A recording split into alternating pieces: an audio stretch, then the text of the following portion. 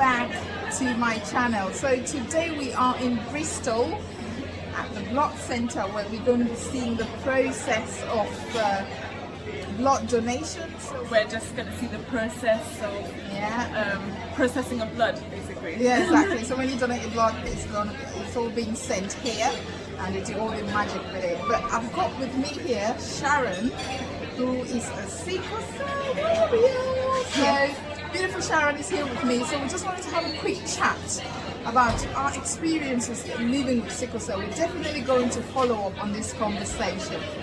But we were just having a chat while we were eating about university life and you know how tough that was. And I think that conversation was quite interesting because I found I related to you and your experience, and you related to me, and it's just, we don't talk about this often and how hard it is to be in a high institution with sickle cell.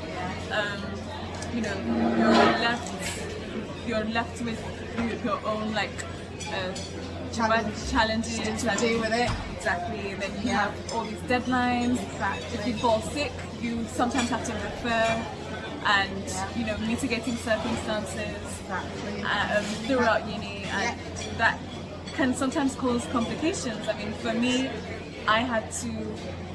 I was supposed to graduate in 2017. I ended up graduating in 2019 because I was sick all the time. Yeah, so same here. My friends graduated in 2016 and I had to graduate in 2017. So these are some of the challenges that we face, but that doesn't stop us from achieving our dreams. And that is what we want to tell you, that we might have sickle cell, but sickle cell doesn't have us. So whatever it is that you're embarking on, being it at university, with your work, with whatever thing that you've got going for you, just keep going, and you're going to make it no matter your challenge. Exactly. And just make sure there are a few things that you need to put in place if you're going to uni.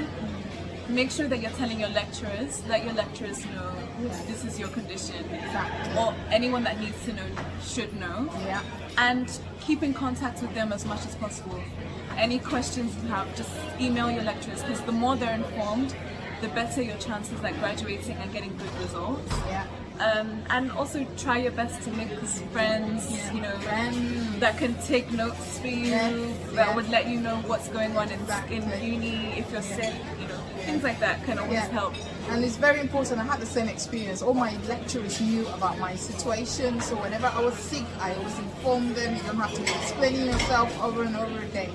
And just something to pick on that we were talking about, you know, to be able to keep well. I know we've got sickle cell, but there are certain things that you have to do to stay on top of things, and one of that is to be consistent with whatever you do.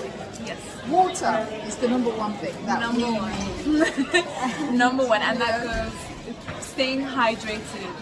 Is so important. That means reducing also the things that make you dehydrated. Oh yes, you know. Sip. Yeah.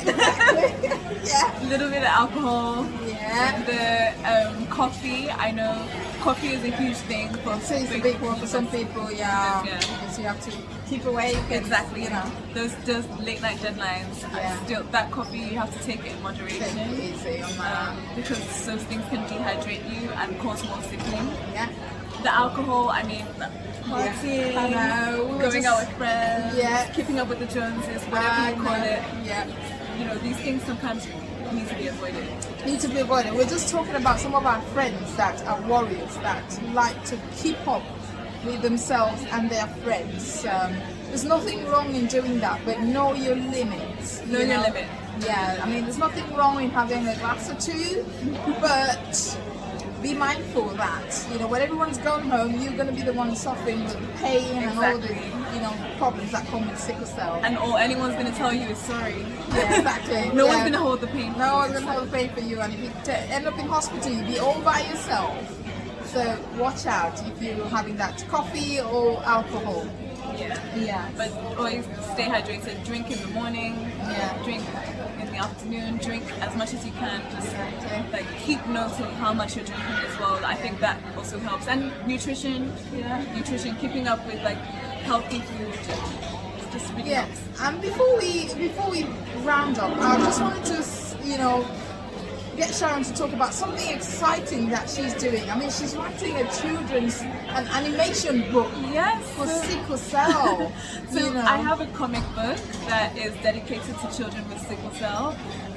It's called the DD Project. I have been working on this since 2020 actually, and so it's been 2 years, and I'm working on a new book that can be distributed in the UK. Oh, that's good.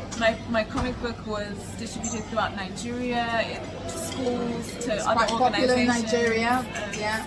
And I this is the thing, it's very important that we start having these conversations with our children, the young people. They have to understand, what it means to be living with sickle cell. So for putting this in an animation, I mean, there's no better way. And I can't wait to get my hands on the book. So I'm going to put a link at the bottom.